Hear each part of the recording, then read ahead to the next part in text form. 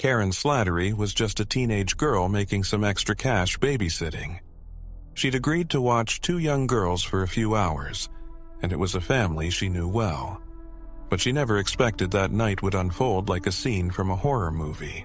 What happened next kept the entire town in suspense, leaving even the most experienced detectives desperate for answers. When the truth finally came out, it defied everyone's expectations in a way that none could have prepared for. Karen was born on September 18, 1969 in New York City. Raised in a devout Catholic family, she grew up alongside her older brother with the love and support of her parents. When Karen was just a year old, her family made the big move to Boynton Beach, Florida, seeking a quieter life along the coast. There, she began attending a local Catholic school and quickly took an interest in sports like swimming, gymnastics, and softball. Living close to the ocean meant frequent beach days with friends, where they soaked up the sun and splashed in the warm waves. A few years after their move, Karen's younger sister was born. The two grew inseparable, with Karen's little sister looking up to her, sharing her interests, and following her example in almost everything. By the time Karen was 14, she had entered high school, which offered a babysitting program for students. This initiative allowed parents in the community to arrange childcare directly through the school, and the participating students received training and guidance beforehand. For Karen, it was a perfect way to earn her first paychecks, combining her love for kids and her experience caring for her younger sister. Karen quickly became one of the most popular babysitters, with families and children alike thrilled to have her watch their kids. Alongside her babysitting, she was excelling in swimming, and she dreamed of securing a sports scholarship for college. On March 24, 1984, Karen agreed to babysit for 2 young girls whose family regularly hired her. Although she had hoped to spend that weekend with friends, she took the job. She was saving up to visit one of her best friends, who had recently moved out of state, and knew she'd need every dollar to make the trip happen. But as the evening wore on, a simple night of babysitting took a dark and unexpected turn, one that would forever etch Karen's story into local lore. That evening, Karen's mother dropped her off at the house where she was babysitting. The parents greeted her, reminded her to lock all the doors, and then left. For the next few hours, Karen and the girls had a great time. They played various games and watched cartoons, and around 9:30 p.m., Karen tucked them into bed. After that, she returned to the living room and called her best friend. The girls discussed their plans for the next day. Karen's friend's dad had gotten them tickets to a baseball game, and they were both excited about it. Karen then called another friend who was also babysitting at the time. They shared stories about their evenings, and Karen mentioned she needed to head to the kitchen for a snack. She promised to call back in a few minutes, but her friend never received that call. As it grew late, Karen's friend assumed she had simply fallen asleep. Around midnight, the girls' parents returned home and immediately noticed something was off. The porch light was off, even though they always left it on at night. Inside, the house was eerily quiet, and even the TV was off. Approaching the front door, they realized it was unlocked. Assuming Karen might have forgotten to lock it, they entered and called her name, but there was no response. As they made their way through the house, turning on lights, they reached the kitchen and were met with a horrifying sight. A large pool of blood covered the kitchen floor. The wall phone nearby dangled from its cord, and a long trail of blood led down the hallway toward the bedrooms where their daughters slept. Both bedroom doors were closed, but they saw light coming from under one of them. Fearing someone might be inside, the father told his wife to run to the neighbors to call the police. He hesitated at the door to his daughter's room, terrified of what he might find, and unable to bring himself to open it. Minutes later, a patrol officer arrived at the scene. He instructed the father to step outside while he began to investigate the house. Upon opening the door to the girls' bedroom, he found them asleep on the bed, looking worried but with no visible injuries. He carefully picked up the girls and carried them outside to their parents, who felt an incredible relief that their children were alive. However, they quickly remembered about Karen and informed the officer that there should be another girl in the house. The police officer went back inside and discovered a blood trail leading from the bedroom door. As he followed it, he uncovered a half-human body. The officer checked for a pulse, but there was none. While he was in the room, additional police officers arrived at the scene. Investigators quickly established that the deceased was Karen. Her clothing was partially missing, suggesting a possible assault, and her face was covered with towels. Her body bore multiple injuries resembling stab wounds from a sharp object. After the body was handed over for further examination, investigators began searching the house. They found that the living room window was open and the security screen had been cut. Moreover, they discovered shoe prints outside several windows and trampled vegetation, indicating that the perpetrator may have been watching the victims from the street for an extended period before entering the house by cutting the screen. Investigators noted several unusual clues. In addition to the shoe prints, there were also marks left by bare feet both outside and inside the home. This suggested that the intruder had removed their shoes before entering. During conversations with the homeowners, the police learned that Karen always locked the front door when she was babysitting. Given that the door was found open upon their return, detectives realized that the murderer likely exited the crime scene through the same door. Regarding the open window, the homeowners explained they had left it open before leaving because the weather that day was pleasantly cool. Realizing that this single action may have allowed the intruder to enter, they were both horrified and began blaming themselves for Karen's death. Remarkably, police also found bike tracks in the backyard, suggesting the killer had arrived and departed on a bicycle. They managed to follow the tire marks to the road along the coast, but the trail ended there. Forensic experts attempted to capture the intruder's bare footprints, but the prints were smudged and unusable. Strangely, they also found no foreign fingerprints anywhere in the house. From the condition of the bathroom, it appeared that the intruder had even taken a shower, but there were still no fingerprints. Investigators believed that the attacker ambushed Karen when she was standing near the kitchen phone. Nearby, they found a bloody hammer, likely used in the initial assault, but no knife that would account for the victim's wounds. This suggested that the killer had taken the weapon with him, while the hammer, which had been taken from a kitchen cabinet, was left behind. Additionally, the intruder seemed to have taken a single women's glove from the closet, which he likely wore and then took with him. Nothing else of value appeared missing from the house, casting doubt on the theory of a botched robbery. Medical examiners determined Karen had suffered 18 stab wounds, which were the cause of death. They confirmed signs of assault and found biological material on her body. However, DNA analysis was not yet commonly available at that time. Another strange detail was found on her shorts, a piece of chewing gum.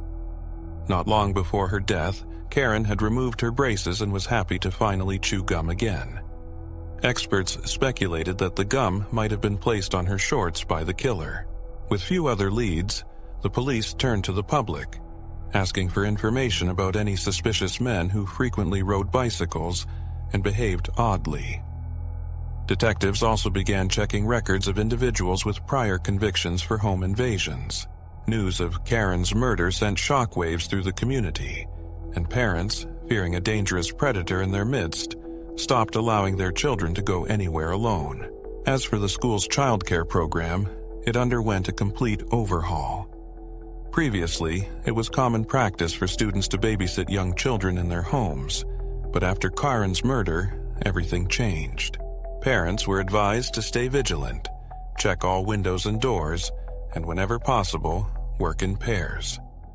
They were even encouraged to leave their children with professional sitters in their own homes, after which parents would pick them up. The local police department dedicated nearly all of its resources to the case, as there was immense pressure to catch the perpetrator as quickly as possible. They tried to speak with the girls whom Karen had been babysitting, hoping they might have seen something. One girl mentioned being frightened by a man with blood on his face during the night, but she couldn't recall any specific details. As for the parents, speculation quickly arose that they might have been involved in the murder. This theory was mainly fueled by the fact that they had the theoretical opportunity to commit the crime, even though there was no clear motive. Suspicion grew even more after the family moved to another state just 2 days after the incident. Meanwhile, another suspect emerged when one of the officers investigating a separate trailer burglary discovered a connection. The suspect had been riding a bicycle, and this wasn't all. Blood-like stains were found on one of the bicycle handlebars, and a piece of gum, matching the color of the victims, was stuck in the spokes. Investigators sent the evidence to the lab and began to consider that Karen's murder might have been the result of a botched robbery. However, the forensic results revealed that the jelly was of a different flavor, and instead of blood, there was only ordinary paint on the handle.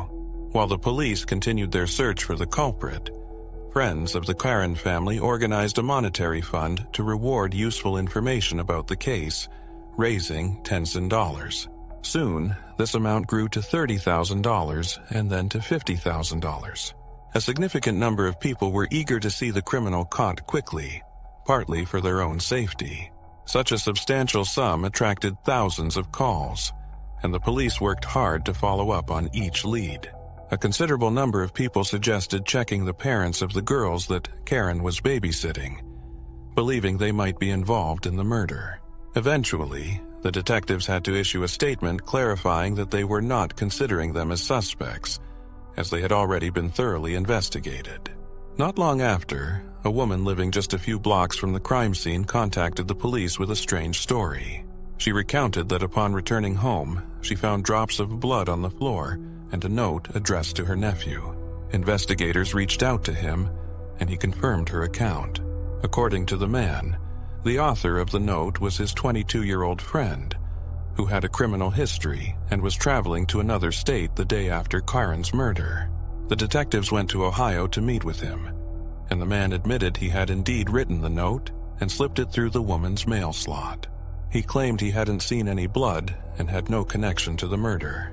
He agreed to provide a DNA sample and undergo a polygraph test.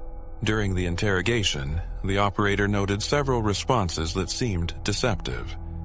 However, the man maintained his innocence throughout the entire process.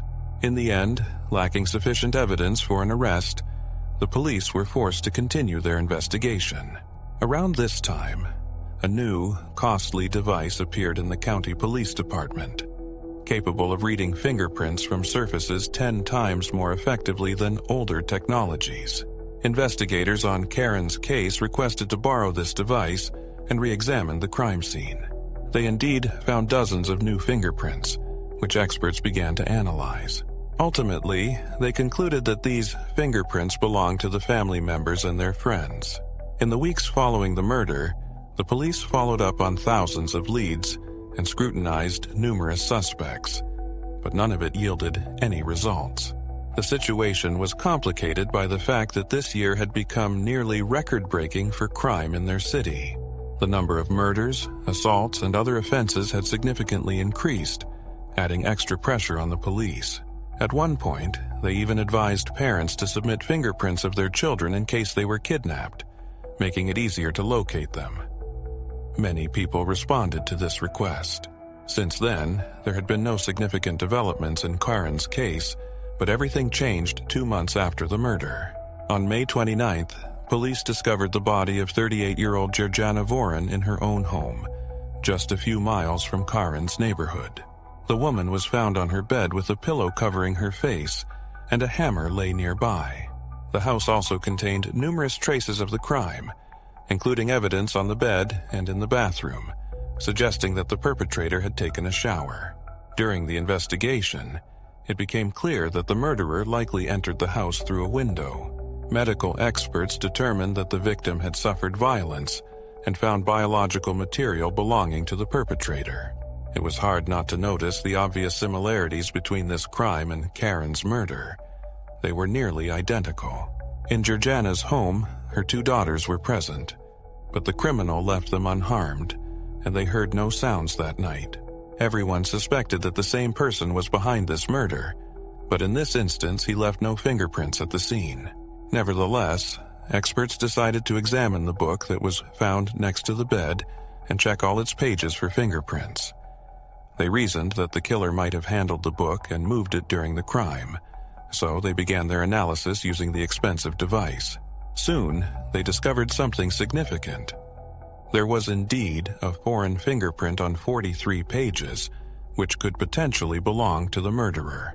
In 1984, there weren't comprehensive databases for fingerprints, but now the detectives could compare this print with those of all the suspects in hopes of finding a match. They soon uncovered another possible link between the murders of Karen and Georgiana.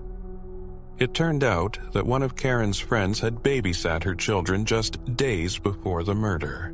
Detective Kevin McCoy began to consider that this mysterious killer might be connected to other cases, even those that didn't seem obvious at first. The fact that the criminal managed to leave no fingerprints and evaded witnesses suggested considerable experience in committing such crimes. Then he recalled that a month before Karen's murder, he had been assigned to investigate a rather unusual case in nearby Rotoni. An unknown assailant had broken into a bedroom, attacked a woman with a heavy object, removed her clothing and ring, and then simply left. The woman survived, but her injuries led to severe consequences for her brain. Detectives speculated that the same perpetrator could be behind this attack, but the victim was unable to remember any details. As a result, the detective continued searching for possible connections to other cases and soon found another intriguing incident. On May 22nd, 2 months after Karen's murder, a woman was returning home with her son around 2 a.m. As they approached their house, they saw a man removing a security screen from the window and attempting to climb inside. The woman ran after him, and the criminal jumped on his bicycle. However, he didn't manage to escape, and they ended up grappling on the ground. During the brief struggle, the perpetrator managed to break free and jumped into a nearby canal, swimming away in an unknown direction. He left behind not only his bicycle, but also his shoes, which were found under the window, indicating he had taken them off before the homeowners returned. 2 days later, a woman from the same town awoke to a heavy blow to her head. As she opened her eyes, she saw a man running out of her bedroom. That same evening, another woman was sitting at home when suddenly a man burst into her room and began threatening her. She screamed loudly, which seemed to scare off the intruder, who simply turned and left. A similar incident occurred 4 days later when an unknown man broke into a woman's home, scaring her so much that she began to scream. The intruder fled, tripped, and fell into her pool before escaping. Detective McCoy believed all these crimes were connected and soon noticed another troubling pattern.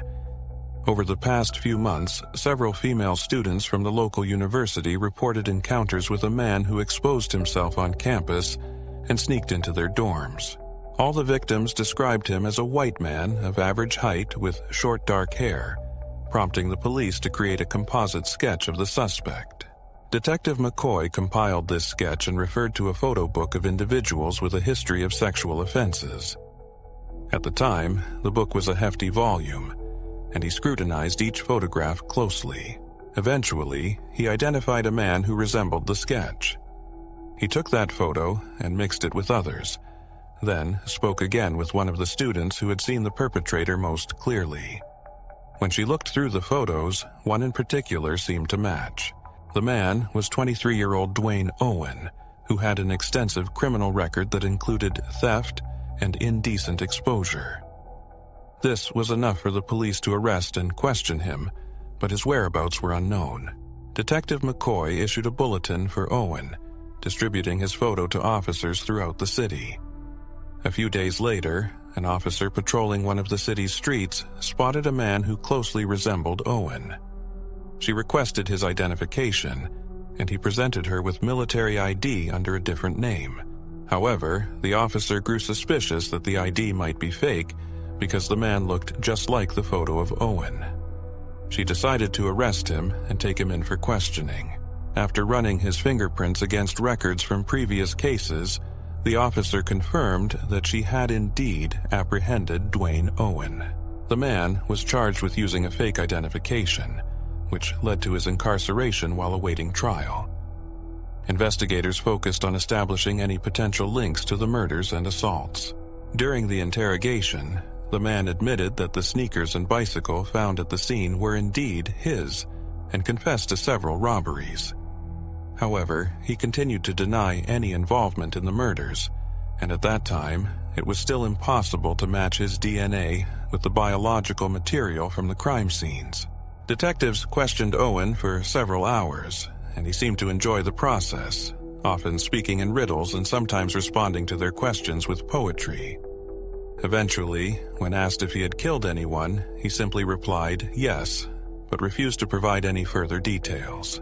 Notably, when questioned about the number of people he had killed, he just remained silent, tracing his finger across the table as if drawing something. Owen also claimed to have a strong understanding of forensics and knowledge of how to commit a crime.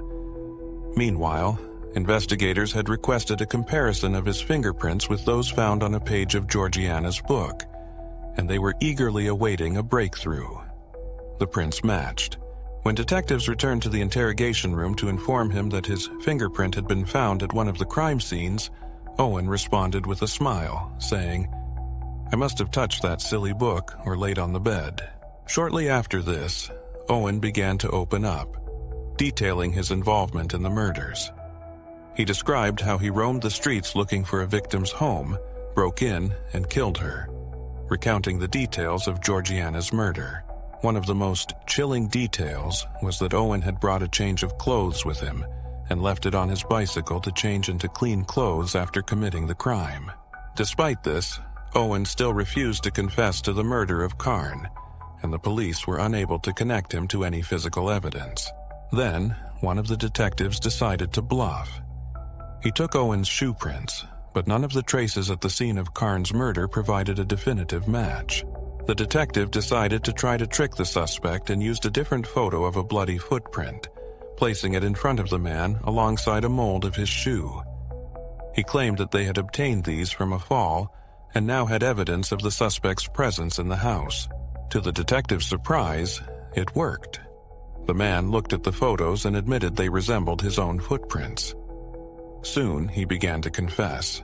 According to the suspect, he was riding his bike in the neighborhood around 8 p.m. when he spotted a woman named Karen through her window and decided to kill her. Initially, he went to a bar to drink, lingered for a while, and returned home as darkness fell.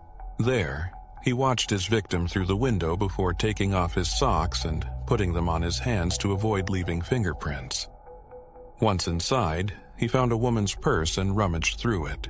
A little while later, he saw Carnes head to the kitchen to grab her phone. The man panicked, thinking she might have noticed him and was about to call the police.